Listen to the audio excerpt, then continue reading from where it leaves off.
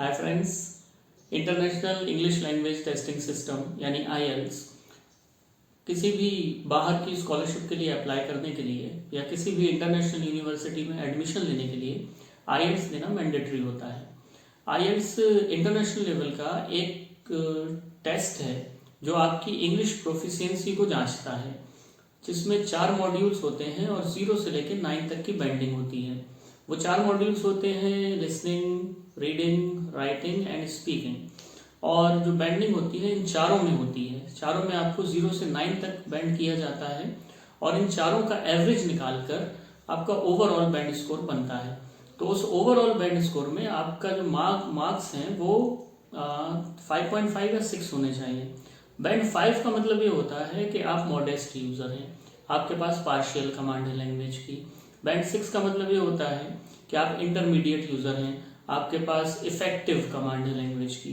Band 7 का मतलब ये होता है कि आप गुड यूजर हैं और आपके पास ऑपरेशनल कमांड है लैंग्वेज की। बैंड 8 का मतलब ये होता है कि आप वेरी गुड यूजर हैं और आपके पास फुली ऑपरेशनल कमांड है। और लास्ट में बैंड 9 का मतलब ये होता है कि आप एक्सपर्ट हैं और आपके पास फुली ऑपरेशनल कमांड के साथ ही साथ कंप्लीट अंडरस्टैंडिंग भी है। अब आईएल्स 2 तरह के होते हैं, एक कहलाता है आईएल्स एकेडमिक और दूसरा कहलाता है आईएल्स जनरल ट्रेनिंग। तो जो लोग एकेडमिक पर्पज से, पढ़ाई के पर्पज से बाहर जाना चाहते हैं उनको आईएल्स एकेडमिक देना होता है। अदर देन दैट लोगों को आईएल्स जनरल ट्रेनिंग देना होता है। तो चूंकि हम लोगों को पढ़ाई के सिलसिले में बाहर जाना है इसलिए हमको आईएल्स एकेडमिक देना होगा। आईएल्स एकेडमिक देने के लिए पहले तो ये जान लीजिए कि कौन सी बॉडीज हैं जो इसको कंडक्ट कराती हैं। तो 3 बॉडीज जॉइंटली इसको कंडक्ट कराती हैं। एक होती है ब्रिटिश काउंसिल, दूसरी होती है आईडीपी और तीसरी होती है कैम्ब्रिज असेसमेंट इंग्लिश। ये टेस्ट देने के लिए आपको इनकी वेबसाइट पर जाकर अपने आप को रजिस्टर करना होगा और फॉर्म को फिल करना होगा। फॉर्म फिल करते समय कुछ बातों का ध्यान रखिए। पहली चीज तो ये है कि आपकी फर्स्ट लैंग्वेज पूछी जाती है, तो वो इंग्लिश छोड़ के बाकी कोई भी लैंग्वेज चूज कर सकते हैं आप, यानी हिंदी चूज कर सकते हैं, गुजराती चूज कर सकते हैं, तमिल चूज कर सकते हैं, जो भी आपकी मदर टंग है वो आप चूज कर सकते हैं। लेकिन इंग्लिश चूज मत कीजिएगा क्योंकि आप नॉन नेटिव हैं और आप इंग्लिश का ही टेस्ट देने जा रहे हैं। दूसरी चीज, उसमें जनरल डिटेल्स होती हैं, आपके नाम, पासपोर्ट नंबर, एड्रेस एक्सेट्रा। उसके बाद आपको चूज करना होता है आपका डेट स्लॉट और टाइम स्लॉट और सेंटर। तो जो भी कन्वीनियंट सेंटर हो वो चूज कर लीजिए, जो भी डेट आपके लिए कन्वीनियंट हो वो चूज कर लीजिए। इस मंथ की भी हो सकती है, अगले मंथ की भी हो सकती है, उसके आने वाले मंथ की भी हो सकती है। ये 2 तरह से होता है, एक कहलाता है कंप्यूटर डिलीवर्ड, दूसरा कहलाता है पेन पेपर बेस्ड। तो कंप्यूटर डिलीवर्ड अभी इन्होंने नया इंट्रोड्यूस किया है, उसकी फैसिलिटी सारे सेंटर्स में अवेलेबल नहीं है, कुछ ही सेंटर्स में अवेलेबल है। लेकिन बेटर होगा कि आप कंप्यूटर डिलीवर्ड के लिए जाएं और उसके लिए हो सकता है आपको ट्रैवल करना पड़े।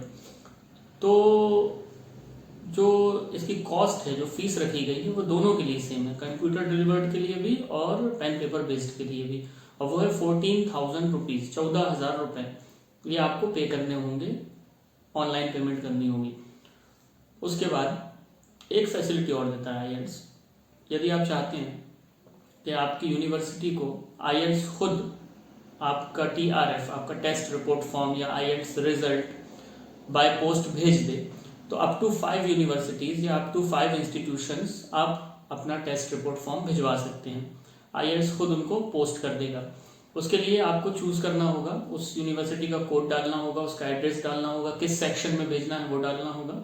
ये सारी डिटेल्स आपको उस यूनिवर्सिटी की वेबसाइट पर मिल जाएंगी।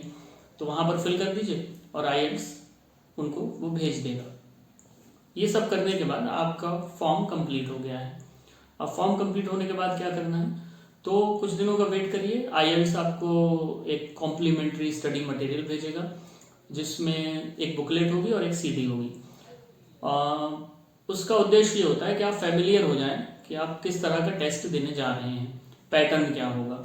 तो उसमें इन्हीं मॉड्यूल्स पे, इन्हीं 4 मॉड्यूल्स पे सैंपल क्वेश्चन पेपर्स होते हैं और आंसर्स होते हैं। CD में आईएल्स लिसनिंग के लिए होती है वो, कि किस तरह की लिसनिंग वहां पर की जाएगी और कैसे आपको रिस्पॉन्ड करना है। लेकिन जैसा कि मैंने बताया ये कॉम्प्लीमेंट्री स्टडी मटेरियल है, तो ये आ भी सकता है और नहीं भी आ सकता है।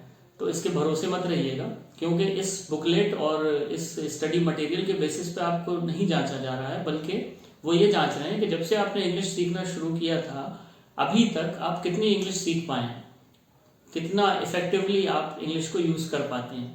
तो जब से आपने सीखना शुरू किया था अभी तक कितना सीख पाए हैं ये जांचेंगे वो। और जैसा कि मैंने बताया कि आ भी सकता है, नहीं भी आ सकता। मेरे केस में क्या हुआ था कि बहुत दिनों तक मेरा स्टडी मटेरियल आया नहीं था, तो मैंने इनके कस्टमर केयर में कॉल किया तो उन्होंने भी ये रिप्लाई किया कि सर वो तो कॉम्प्लीमेंट्री चीज़ है, यानी मिल भी सकती है, नहीं भी मिल सकती है। लेकिन मेरे केस में वो आ गया था, मेरे टेस्ट से 4-5 दिन पहले वो पहुंचा था, वो मुझे मिल गया था और वो हेल्पफुल था। मतलब उससे ये समझ में आ जाता है कि किस तरह का पैटर्न है, किस तरह का टेस्ट मैं देने वाला हूँ।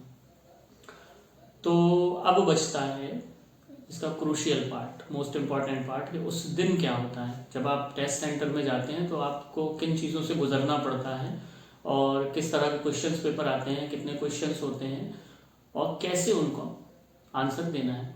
तो ये हमारी आने वाली वीडियो का टॉपिक होगा, तो बने रहिए हमारे साथ and best of luck for your IELTS।